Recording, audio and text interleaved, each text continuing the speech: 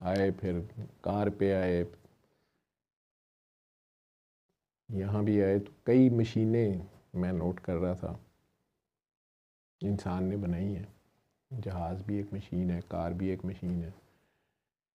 اس کمرے میں camera, light, پنکھا، اے سی، ٹی وی، کمپیوٹر، موبائل۔ مجھے تو اس سے مشین کا ورڈ یاد آیا کہ وہ کوئی صاحب میرے ساتھ تھے، تو موبائل میرا تھوڑا سا واٹس ایپ تنگ کر رہا تھا، انہوں نے بڑا ٹونٹنگ وے میں کہا کہ ڈاکٹر صاحب کی مشین خراب ہو گئی ہے، بدل لیں۔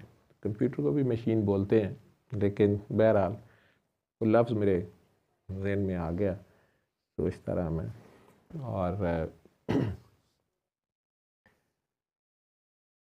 یہ مختلف مشینیں ہمیں کئی طریقے سے سرو بھی کرتی ہیں اور فائدہ مند بھی ہیں، کئی جگہ ہمارا فائدہ کرتی ہیں، دوسرے کا نقصان کر دیتی ہیں، لیکن بہرحال انسان نے اپنی سہولت کاری کے لیے کئی کچھ بنایا۔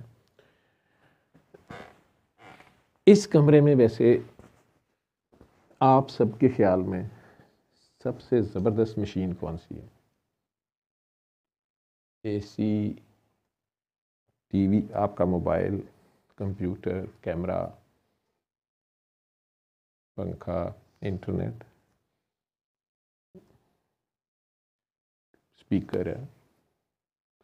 اسپیکر نہ ہو تو شاہ جی سید زادی ایک نے جواب دیا انٹرنیٹ، دوسری نے جواب دیا انسان، میں بھی یہیں تک پہنچا تھا۔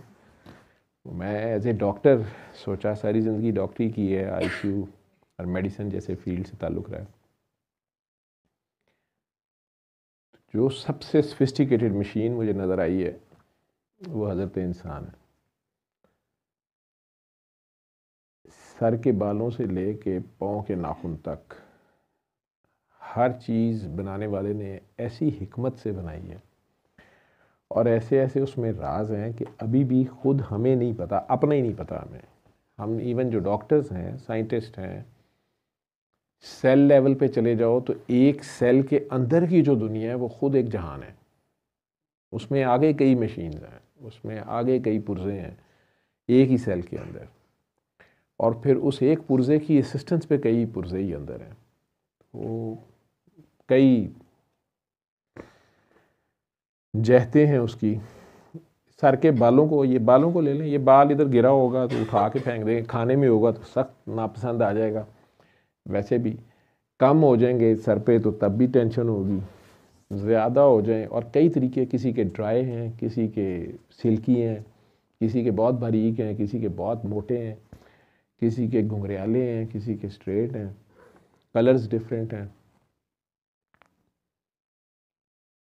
کبھی کبھی مجھے لگتا ہے کہ درختوں کے پتوں کی طرح یہ بال جو ہیں یہ بھی سگنلز لینے دینے کا کام کرتے ہیں۔ سورج سے پتوں کا بڑا تعلق ہوتا ہے، وہ روشنی لیتے ہیں، کلوروفل سے پھر فوٹوسنتھسس ہوتا ہے، اس درخت کے اندر ساری جو بھی پھول لگنا ہے، پھل لگنا ہے، خوشبو بننی ہے کیا نہیں ہے، ہوا چلانے کے کام بھی آتے ہیں۔ اور اللہ کریم حج عمرے پہ جاؤ تو اور کچھ نہیں تو بال تو لے ہی لیتے ہیں، گھر آئے مہمان کی ٹنڈ کر دیتے ہیں۔ عورتوں کی بچت ہو جاتی ہے، یہ تھوڑے سے ہی دے کے آ جاتی ہیں، مرد حضرات کو تو خیر کم از کم کچھ نہ کچھ تو دینے ہی پڑتے ہیں، حج پہ بھی یہی ہے۔ تو بالوں کے اندر بھی کوئی حکمت ہوگی میں کہہ رہا، لیکن اس ساری مشین کے اندر دیکھنے میں جانوروں میں بھی یہی سارے افعال ہو رہے ہوتے ہیں۔